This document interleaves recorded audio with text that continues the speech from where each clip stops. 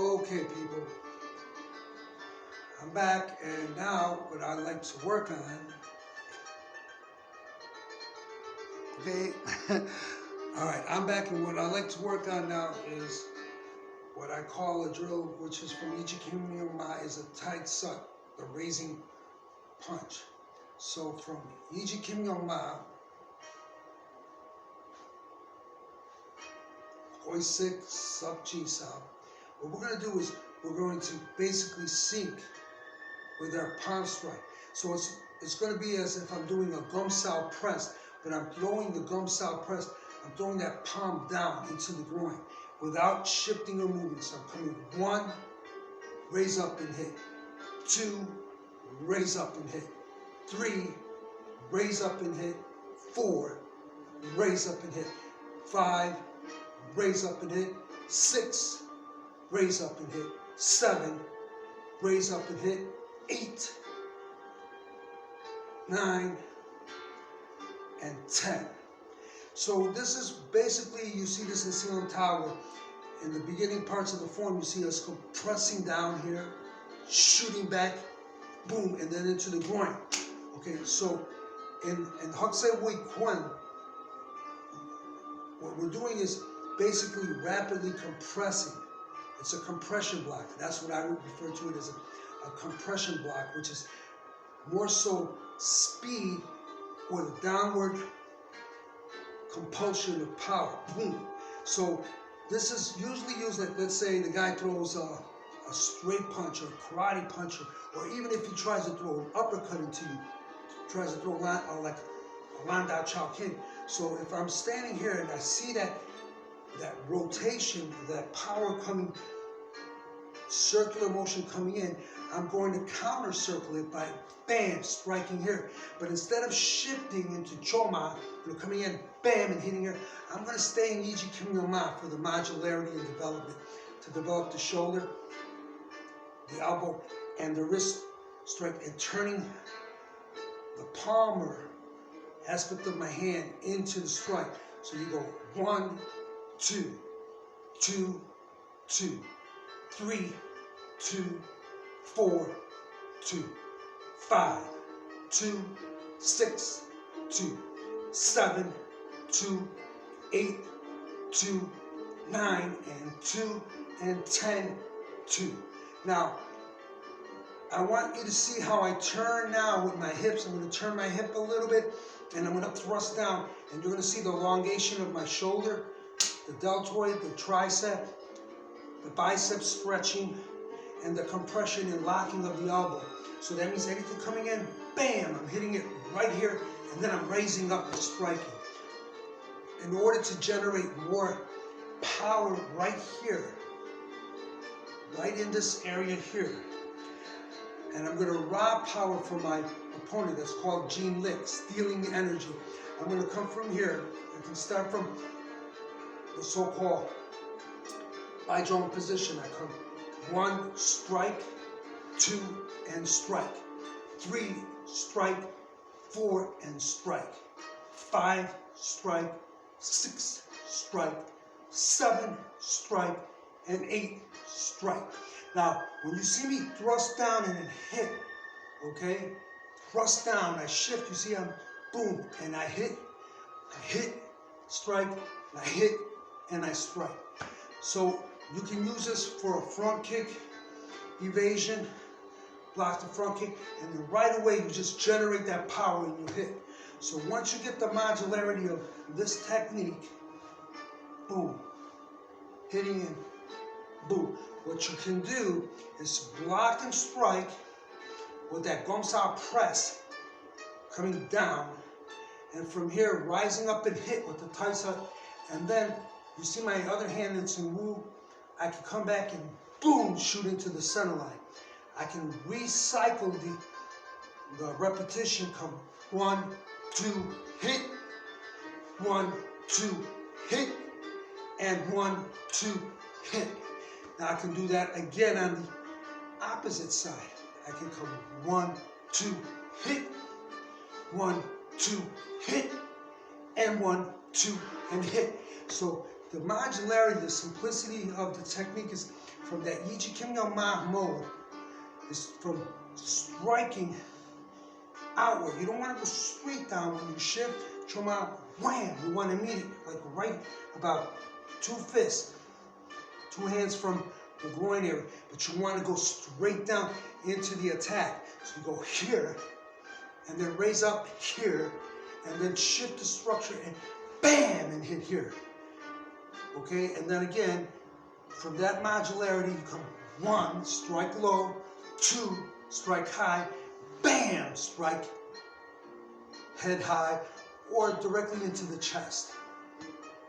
So I want you to practice that, play with it, use an 8 repetition cycle or a 10 count repetition cycle. And repetition makes perfection, so what you should do is, don't worry about how fast you're doing it, just take your time, work on the modularity. Stay in Yiji Kim Yo Ma, 1, 2, hit, 1, 2, hit, and 1, 2, and hit.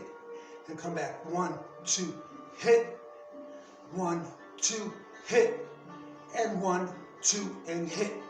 And you're gonna feel it in your elbows when you snap. You're gonna feel that whipping power. So that's another drill for you to work on. Again, in self-structure mode, consider it a form of like shadow boxing. You can use a mirror, which I do at many occasions. I will use the mirror and reflect image to see as to how I'm moving, my positioning as to when I'm doing the drill. And again, you see how I'm shifting. I'm coming in, coming 1 and raise and hit, 2, raise and hit, raise and hit, raise and hit. So play with that. Get a taste, a feel for it, for the sake of a better word. See how you feel with that.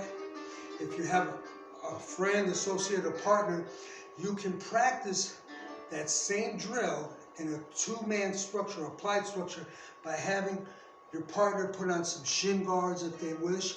And then what they do is they'll stand there and they'll just keep, boom, using that front kick. And when that kick comes at you, you know, just come, set, hit. If it's the same leg, come back, set, hit, and set, hit. Your partner can hold a kicking hand shield, a hand mitt, which like I have one of these, you know. They would be holding that mitt for you so that when you raise up, they're on the receiving end with the mitt, pow, hitting the mitt. But again, we're going to get to that a little bit later when we talk about applied structure. Right now, I really would like for you to focus on your self-structure, like shadow boxing or ghost boxing, for the sake of a better word. Because again, due to the constrictions and restrictions that we have because of the COVID, you're not at luxury or have the ability to have a group engagement. And some people do, mind you, no disrespect intended. There are some people that will gather in groups of 5 or 6, and again, that's a decision you have to make on your own accord. But when doing so, you know, use proper protection so that nobody gets sick or contaminated with anything, because once you're sick and ill, you're out of commission, you can't practice. For the sake of argument, or just in discussion, this is what I do. This is how I've been training, keeping myself and my mindset, my spirit to coexist together with the perception of my martial arts skills in Wing Chun. So I want you to play with that and see how you feel, and see if you're gaining any knowledge or any worth and value from it. If not, well, with all respect, you know, you can discard it. You don't have to use it. But extending my knowledge outward to you. Okay, so I've covered certain drills from Yiji Kim Yo Ma. I want to go back into that position because again, Yiji Kim Yong Ma is the mother of all stances. It's very important in self-structure. So when we're here in this Yiji Kim Yong Ma position and we're in self-structure, the Hoi Sik and the Sub Ji Sao, another one of the drills that I want to share with you is what I call whipping, the whipping punches. So whipping, it means you're doing what's called Hoi Fan Ku, inside whipping punch. And a way of acknowledging this or perfecting this is just standing like a boxer. You punch and you whip. You punch and you whip.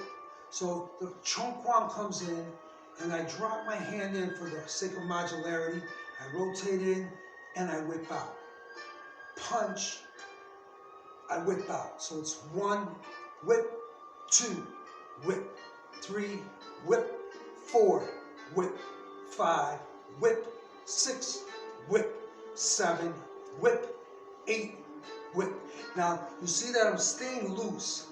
Don't stay all tightened up, bunched up, and constricted, because you're not going to appreciate the value of that transformation or the pivoting point from your elbow. Okay?